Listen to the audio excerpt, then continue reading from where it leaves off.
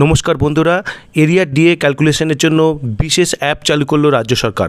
নবান্ন সূত্রে এরকমই খবর। তো চলুন জেনে নিই ডিটেলসে কি বলা হয়েছে। বকেয়া ডিএর হিসাব কষতে অ্যাপ চালু নবান্নের, এটি সংবাদপত্রে প্রকাশিত হয়েছে। খবরটি আপনাদের সঙ্গে শেয়ার করি। মূল যে কথাটি বলা রয়েছে দেখুন, কর্মচারীর বকেয়া ডিএর পরিমাণ হিসেব করতে ইতিমধ্যেই অ্যাপ চালু করেছে রাজ্য সরকার। আগামী সপ্তাহের মধ্যেই ওই অ্যাপের মাধ্যমে কর্মীদের বকেয়া ডিএর হিসেব অর্থ দপ্তরে পৌঁছে যাবে।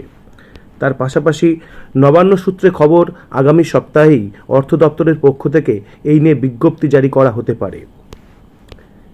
প্রযুক্তির ব্যবহার করে প্রতিটি কর্মীর বকেয়া ডিএর পরিমাণ হিসেব করার কাজ শুরু হয়েছে। আগামী সপ্তাহেই এই সংক্রান্ত বিস্তারিত তথ্য অর্থ দপ্তরের হাতে পৌঁছে যাবে। তারপরই রাজ্য সরকার পরবর্তী পদক্ষেপ করবে। তার পাশাপাশি নবান্ন সূত্রে খবর, ইতিমধ্যেই মুখ্যমন্ত্রী মমতা বন্দ্যোপাধ্যায় অর্থ দপ্তরের কর্তাদের সঙ্গে এক প্রস্ত বৈঠক করেছেন। সেখানে প্রাথমিক সিদ্ধান্ত হয়েছে বকেয়া ডিএর একাংশ পেনশন স্কিমে যোগ করে দেওয়া হতে পারে। এখানে পেনশন স্কিমের কথা বলা থাকলেও যেটি হতে পারে সেটি হচ্ছে প্রভিডেন্ট ফান্ডের ক্ষেত্রে কিন্তু অ্যাড করার কথা। হাইকোর্টের যে অর্ডার সেখানে কিন্তু উল্লেখ ছিল।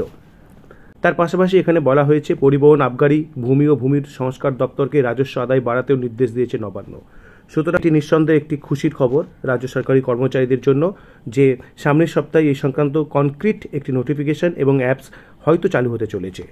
পরবর্তী আপডেটের জন্য অবশ্যই চ্যানেলটি সাবস্ক্রাইব করুন এবং ভালো লাগলে শেয়ার করুন। ধন্যবাদ।